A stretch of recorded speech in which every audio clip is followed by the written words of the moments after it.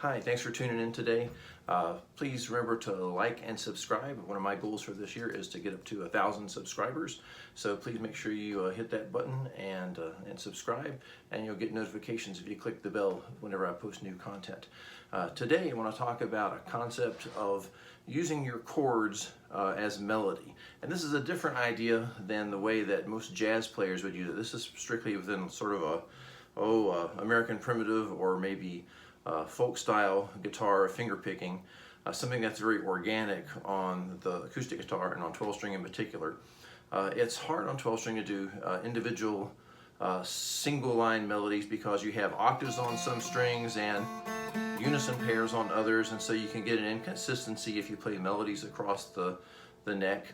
So playing instrumentally, you can find melodies within your chords by changing up your finger picking patterns. Now, one of the things that we started out learning to finger pick with patterns like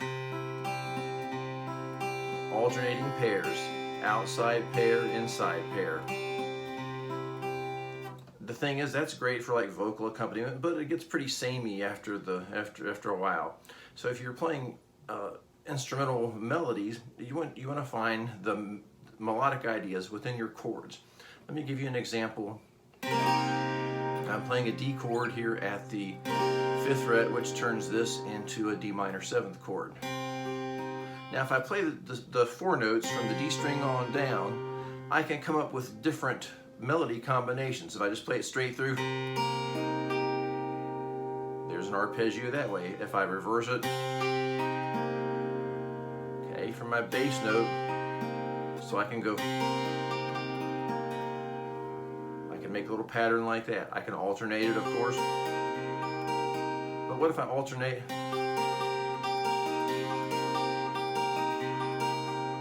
I hit one string twice. I'm hitting the bottom string with my second finger twice. So I can create melodies by altering the patterns. In other words, the melody is dictated by the pattern, not the pattern dictating your melody.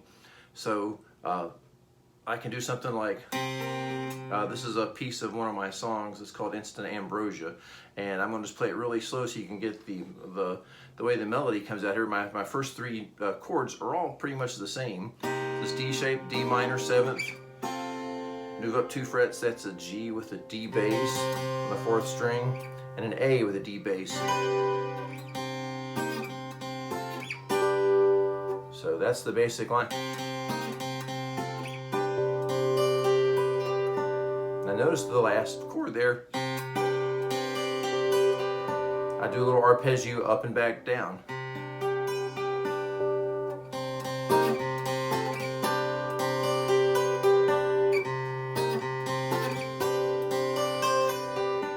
All I do is add a pinky in to suspend the chord and release it. So I'm creating a melody, but my hands are not having to move around a whole lot and do a bunch of noodly stuff. The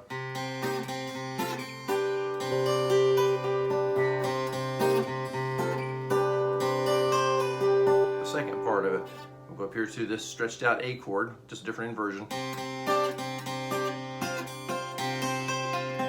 There's that little chord down again.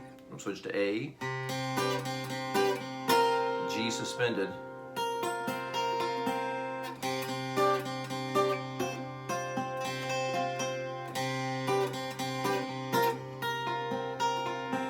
So I'm creating melodies within the chord, but I'm not playing a pattern per se.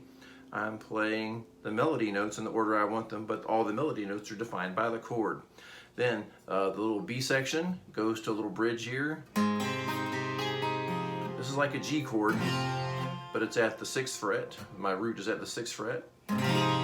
That makes this a G6.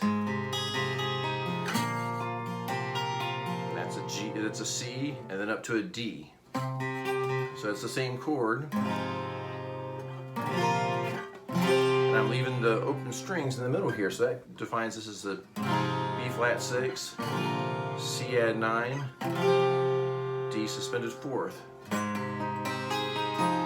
So my melody there goes.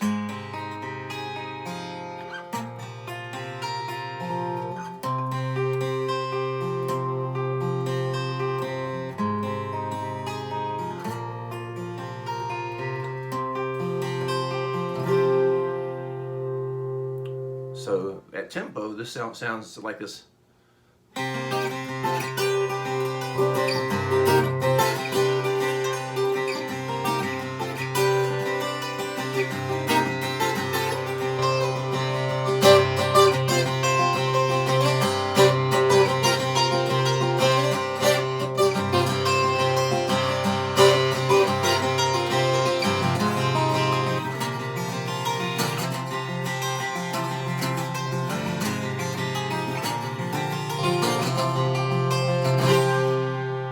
So I made a melodic line in there, but I'm doing chords with the left hand the whole time. The chords are not standard chord shapes, but they are very melodic in the note choices that are in them. You can do all kinds of cool things, like you can create a, let's say, here's a chord, 2 fingers on the 5th fret, 4th string, and 3rd string. It's an A minor 9th. The notes that are in this chord, there's an A root, there's a G, a C, a B, and an E. So you've got an A and a G that are kind of clanging against each other as a major second, and you've got a B and a C, which are clanging against each other as a minor second. I just play it straight. It's not so great to on its own. It has some kind of mystique to it, but break it down.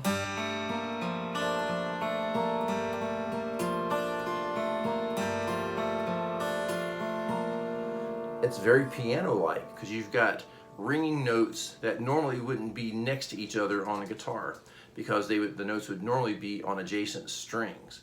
So you can do kind of cool things like that depending on how you do your chord shapes. Here's let's see, try another one. Here is this is like the D chord I played at the beginning, the D minor 7th.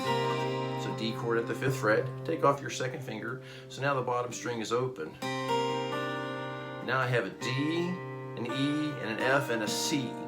So if you were to play those notes on a piano, that's C, D, E, F. They're all white keys right next to each other. That's not technically a chord, but they suggest a D minor 7th, D minor 9th.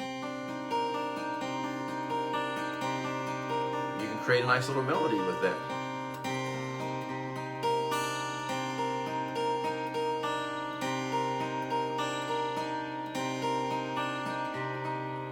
So you can do different melodic things with your right hand, but your left hand isn't doing much. So you can have all kinds of sound coming out of the guitar, and people are going like, wow, where are those notes coming from? And your hand is just kind of moving around like this, and it doesn't look like it's doing that much. But they're hearing this wall of sound come out of it. When I've played live, people have commented on that the right hand, because your fingers are kind of tucked in like this, it looks like it's moving a little bit. The left hand just kind of shifts places from one place to the other, but they're hearing just thousands of notes come out of the guitar. And it's a kind of a visual kind of thing that, you know, I'm not playing the guitar behind my head, but they're hearing just thousands of notes come out, and like, wow, where's they all coming from? Because it doesn't like his hands are hardly moving. Let's see here. So I'll go ahead and leave those ideas with you, and let you try them out, and maybe I'll put together a video of Instant Ambrosia so you can hear the whole thing and hear how it kind of works out. Thanks again for watching. Please hit like and subscribe. 1,000 subscribers this year. Appreciate you watching. Take care.